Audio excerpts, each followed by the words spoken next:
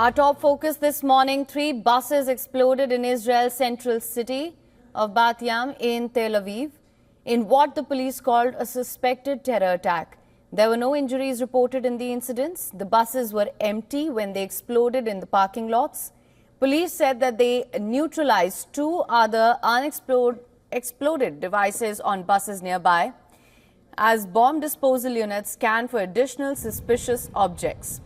A large number of police were deployed to search for suspects.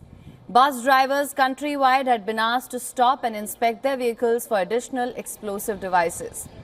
Central Israel's police commander said that the devices used to set off the blasts were similar to those found in the Israeli-occupied West Bank.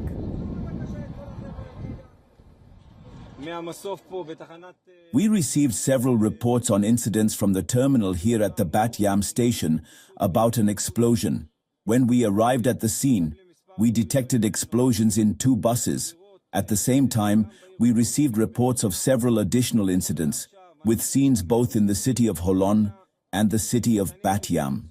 As of now, we have 5 scenes, 3 explosive devices that have detonated, and 2 that bomb disposal units are currently working on. Defense Minister Israel Katz accused Palestinian terrorist organizations of carrying out the blasts. Katz said that he had ordered the military to step up its offensive across the occupied territory, particularly in the refugee camps. While Prime Minister Benjamin Netanyahu was set to hold a security meeting, an official in the Prime Minister's office said Netanyahu views the explosions as a very serious incident and will order decisive action against terror elements in the West Bank.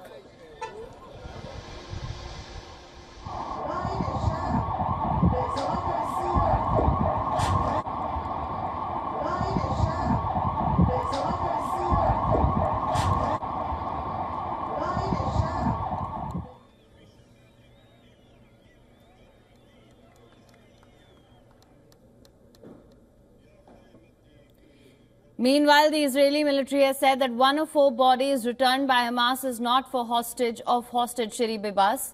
Specialists at the Abu Kabir Forensic Institute were not able to identify the body as it did not match any male or female hostage.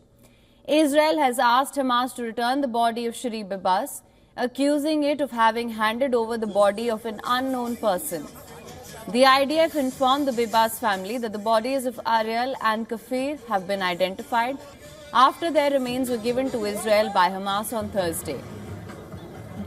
The authorities, using forensic evidence and intelligence, assessed that the 2 boys were brutally murdered in November 2023.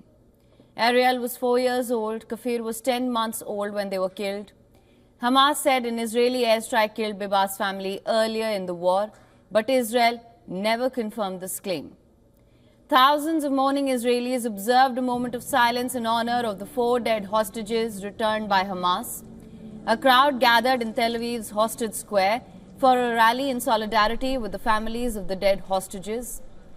Prime Minister Benjamin Netanyahu denounced the group as monsters for staging a public handover of their bodies in Gaza. It was the first handover of bodies under the ceasefire in the Gaza Strip.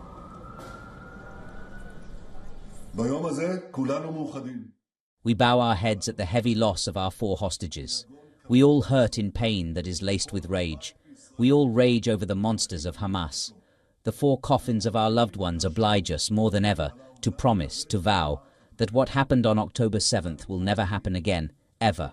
Our loved ones' blood is shouting at us from the soil and is obliging us to settle the score with the despicable murderers, and we will.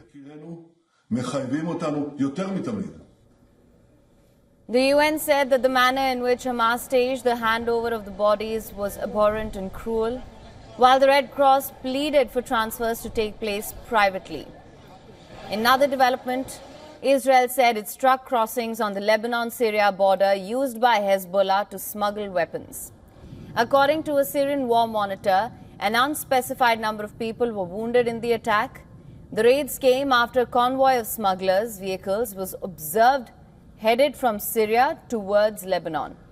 For latest news, download the WION app and subscribe to our YouTube channel.